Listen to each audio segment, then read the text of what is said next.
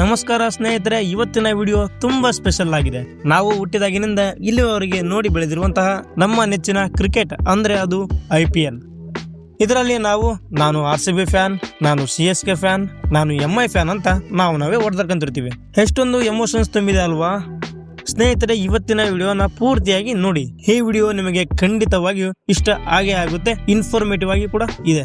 ಈ IPL ನ ಹುಟ್ಟಿನ ಬಗ್ಗೆ, ಇದರ ರೋಚಕ ಕಥೆಯ ಬಗ್ಗೆ, ಇದರ ಹಿಂದೆ ಅಡಗಿರುವ ಸತ್ಯದ ಬಗ್ಗೆ ಇವತ್ತು ಮಾತಾಡೋಣ ಸ್ನೇಹಿತರೆ. Let's go.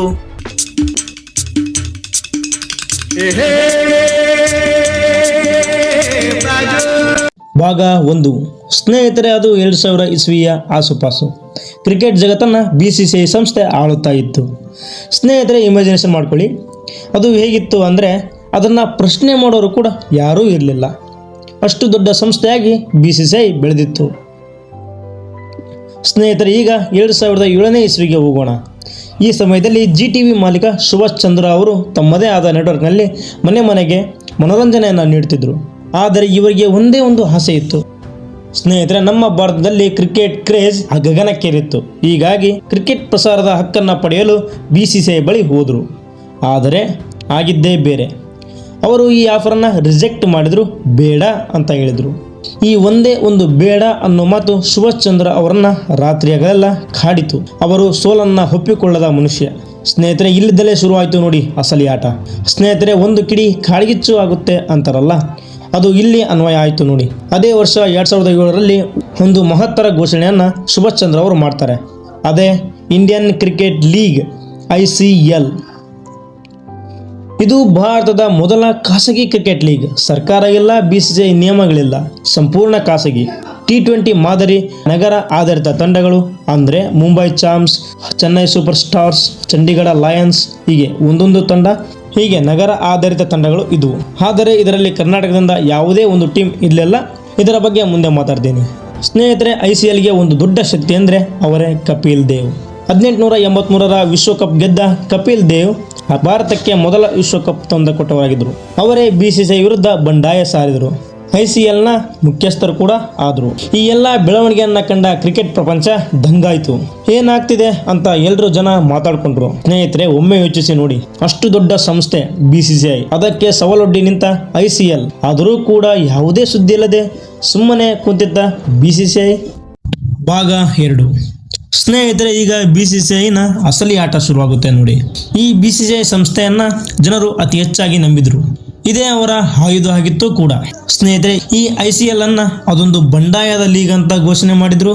ಜೊತೆಗೆ ಅದೊಂದು ಅನಧಿಕೃತ ಅಂತಲೂ ಕೂಡ ಹೇಳಿಕೆ ನೀಡಿದ್ರು.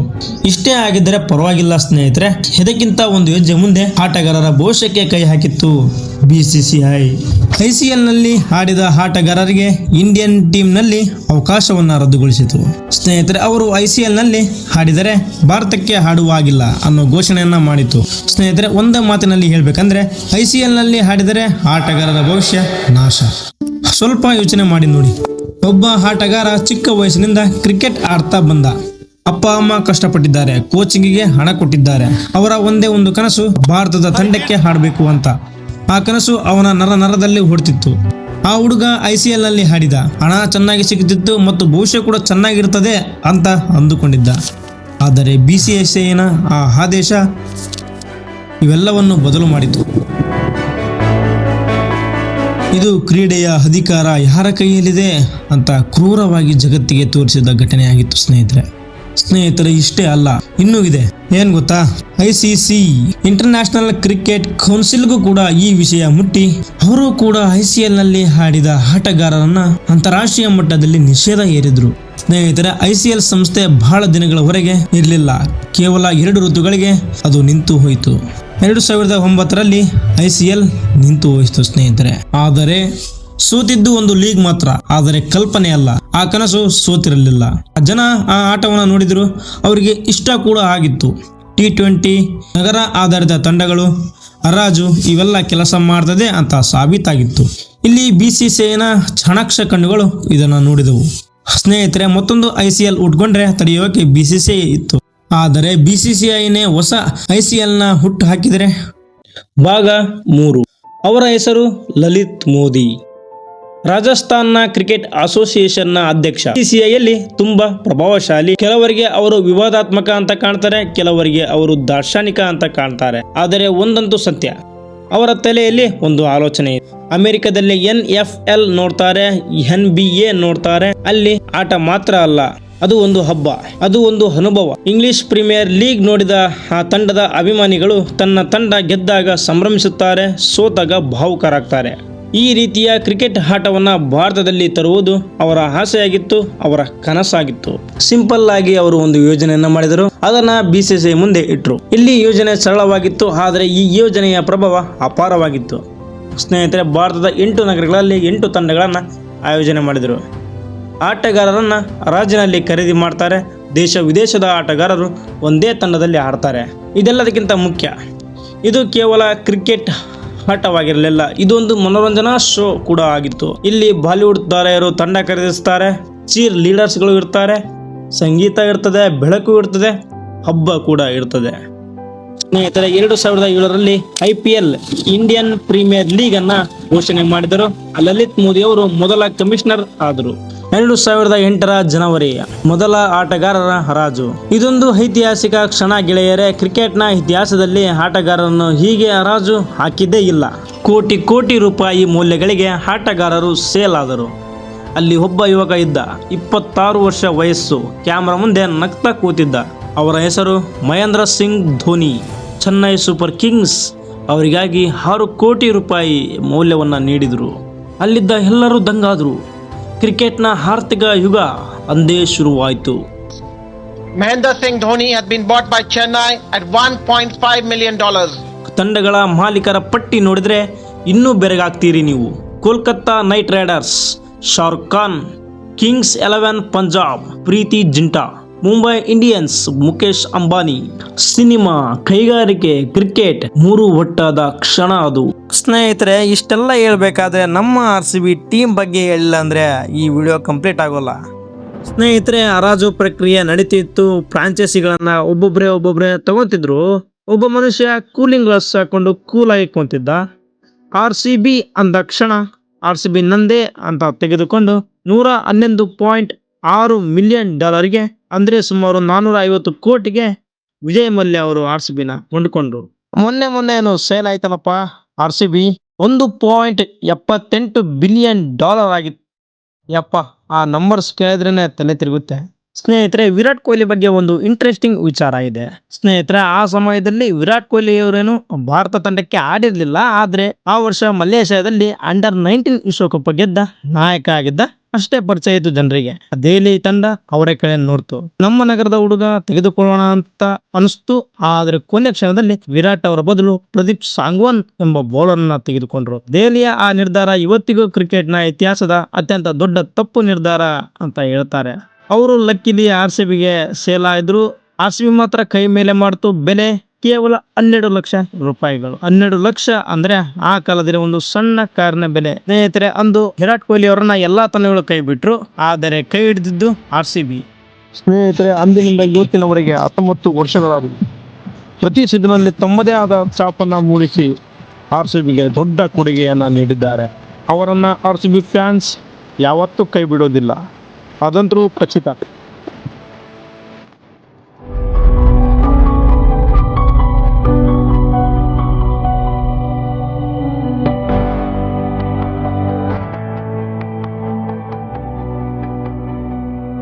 ಭಾಗ 4.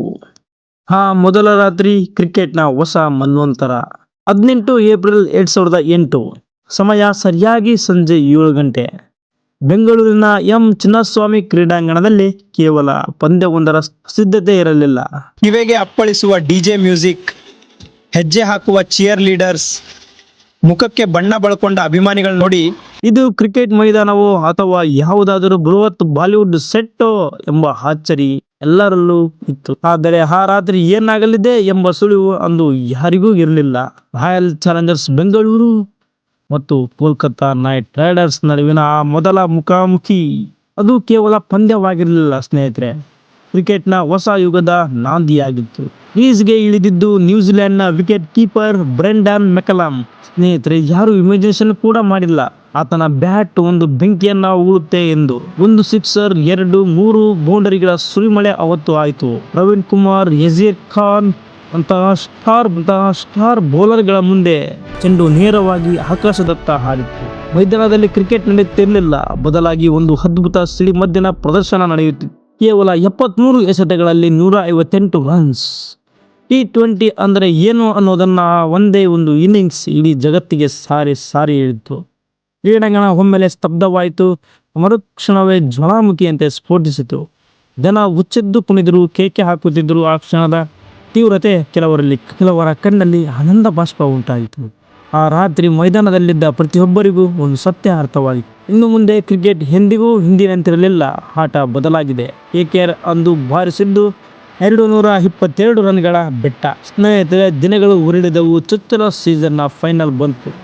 ಮುಂಬೈ, ಚೆನ್ನೈನಂತಹ ಘಟಾನುಘಟಿಗಳು ಟೀಮ್ ಕಪ್ ಗೆಲ್ಲಬಹುದು ಅಂತ ಇಡೀ ಜಗತ್ತು ಲೆಕ್ಕಾಚಾರ ಹಾಕಿತ್ತು. ಆದರೆ ಇತಿಹಾಸ ಬರೆಯೋರು ಲೆಕ್ಕಾಚಾರಗಳನ್ನು ನಂಬಲ್ಲ. ಎಲ್ಲರಿಗಿಂತ ಕಡಿಮೆ ಬಜೆಟ್ನ ತಂಡ, ಸ್ಟಾರ್ ಆಟಗಾರರಿಲ್ಲದ ಯುವ ಪಡೆ. ಆದರೆ ಅವರ ಬಳಿ ಇತ್ತು ಶೇನ್ ವಾರ್ನ್ ಎಂಬ ಮ್ಯಾಜಿಕ್ ಮನುಷ್ಯನ ನಾಯಕತ್ವ. ಯುವ ಪ್ರತಿಭೆಗಳನ್ನ ಒಗ್ಗೂಡಿಸಿ ಅವರ ಬೆನ್ನಿಗೆ ನಿಂತು ಅದ್ಭುತವನ್ನೇ ಸೃಷ್ಟಿಸಿದ ಚೊಚ್ಚಲ IPL ಟ್ರೋಫಿಯನ್ನ ಅಂದು ರಾಜಸ್ಥಾನ ರಾಯಲ್ಸ್ ತನ್ನ ಮುಡಿಗೇರಿಸಿಕೊಂಡಿತು.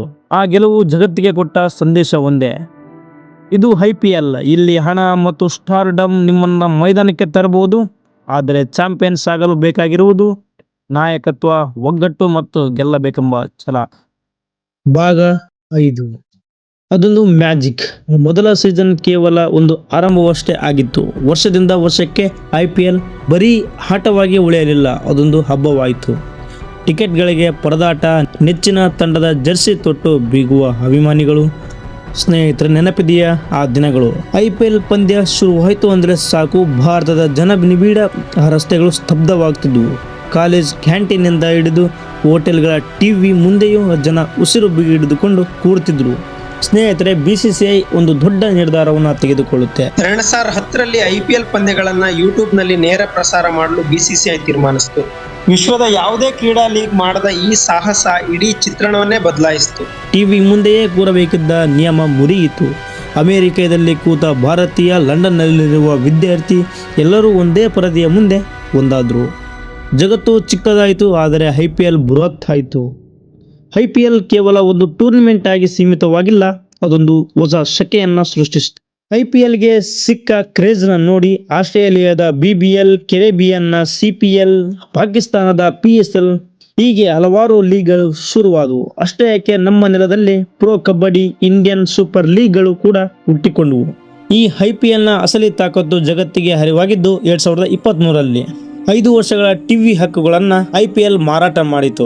ಆ ಮೊತ್ತ ಎಷ್ಟಿರಬಹುದು ಅಂತ ಊಹಿಸ್ತೀರಾ? $6.4 ಬಿಲಿಯನ್ ಅಮೆರಿಕನ್ ಡಾಲರ್. ಸ್ನೇಹಿತರೆ, ನಮ್ಮ ರೂಪಾಯಿಯ ಲೆಕ್ಕದಲ್ಲಿ ಭರ್ಜರಿ 50,000 ಕೋಟಿ.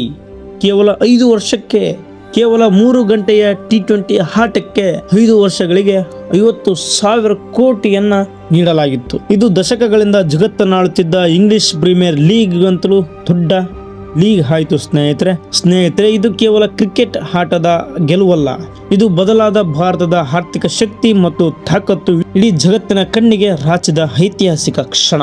ಸ್ನೇಹಿತರೆ, 18ನೇ ಸೀಸನ್ ಮುಗಿದು 19ನೇ ಸೀಸನ್ ನಲ್ಲಿ ನಾವಿದ್ದೀವಿ. ಆದರೂ ಕೂಡ IPL ಕ್ರೇಜ್ ಇನ್ನೂ ಕೂಡ ಕಡಿಮೆಯೇ ಆಗಿಲ್ಲ. ಸ್ನೇಹಿತರೆ, ಈ ಕತೆ ಕೇಳಿದ್ರೆ ಒಂದು ಸಂಗತಿ ಅರ್ಥ ಆಗುತ್ತೆ. ಈ ಜಗತ್ತಿನ ಅನೇಕ ಮಹಾ ಬದಲಾವಣೆಗಳು ಒಂದು ಬೇಡ ಅನ್ನೋ ಪದದಿಂದ ಶುರು ಆಗ್ತಿದೆ ಅನಿಸುತ್ತೆ ಅಲ್ವಾ? ಸುಭಾಷ್ ಚಂದ್ರಗೆ BCCI ಬೇಡ ಅಂದಿಲ್ಲದಿದ್ರೆ ICL ಇರ್ತಿರ್ಲಿಲ್ಲ. ICL ಇಲ್ಲ ಅಂದಿದ್ರೆ BCCIಯ ಮನಸ್ಸು ಬದಲಾಗ್ತಿರ್ಲಿಲ್ಲ. BCCIನ ಮನಸ್ಸು ಬದಲಾಗ್ಲಿಲ್ಲ ಅಂದ್ರೆ ಲಲಿತ್ ಮೋದಿಗೆ ಅವಕಾಶ ಸಿಗ್ತಿರ್ಲಿಲ್ಲ. ಮೋದಿ ಇಲ್ಲ ಅಂದಿದ್ರೆ IPL ಇರ್ತಿರ್ಲಿಲ್ಲ. ಒಂದು ತಿರಸ್ಕಾರ, ಒಂದು ಸೇಡು, ಒಂದು ದೂರದೃಷ್ಟಿ, ಇವು ಒಟ್ಟಾಗಿ ಇತಿಹಾಸ ಸೃಷ್ಟಿಸಿದ ಕಥೆ ಇದು. ಇಷ್ಟಾಗಿತ್ತು ಸ್ನೇಹಿತರೆ IPL ಹುಟ್ಟಿ ಬೆಳೆದದ್ದು. ಇದರ ಹಿಂದಿನ ಕರಾಳ ಮುಖಗಳು ಕೂಡ ಇವೆ, ಅದನ್ನು ಕೂಡ ನಿಮಗೆ ತಿಳಿಸುವ ಪ್ರಯತ್ನವನ್ನು ನಾನು ಮಾಡುತ್ತೇನೆ. ಇದರ ಪಾರ್ಟ್ 2 ಬೇಕಾದರೆ ದಯವಿಟ್ಟು ಪಾರ್ಟ್ 2 ಅಂತ ಕಮೆಂಟ್ ಹಾಕಿ, ನಾನು ಪಾರ್ಟ್ 2 ಮಾಡಲು ಪ್ರಯತ್ನಿಸುತ್ತೇನೆ. ಅದರಲ್ಲಿ ಇದರ ನೆಗೆಟಿವ್ ಪಾರ್ಟ್ ಮತ್ತು ರೋಮಾಂಚನ ಕ್ಷಣಗಳ ಬಗ್ಗೆ ಮಾತನಾಡೋಣ ಸ್ನೇಹಿತರೆ. ಇದಾಗಿತ್ತು ಇವತ್ತಿನ ವಿಡಿಯೋ. ಇಲ್ಲಿವರೆಗೂ ನೋಡಿದ ನನ್ನ ಎಲ್ಲ ಪ್ರೇಕ್ಷಕರಿಗೆ ಧನ್ಯವಾದಗಳನ್ನು ತಿಳಿಸುತ್ತಾ, ನಮ್ಮ ಚಾನಲ್ನ ಪ್ಲೀಸ್ ಸಬ್ಸ್ಕ್ರೈಬ್ ಮಾಡ್ಕೊಳ್ಳಿ. ಇದರಿಂದ ನನಗೆ ಬೆಂಬಲವೂ ಸಿಗುತ್ತೆ. ಮತ್ತು ಮುಂದಿನ ವಿಡಿಯೋಗಾಗಿ ನನಗೆ ಮೋಟಿವೇಶನ್ ಕೂಡ ಸಿಗುತ್ತೆ. ದಯಮಾಡಿ ಸಬ್ಸ್ಕ್ರೈಬ್ ಮಾಡ್ಕೊಳ್ಳಿ ಸ್ನೇಹಿತರೆ. ಇಷ್ಟ ಆದರೆ ಲೈಕ್ ಮಾಡಿ. Vinay signing off.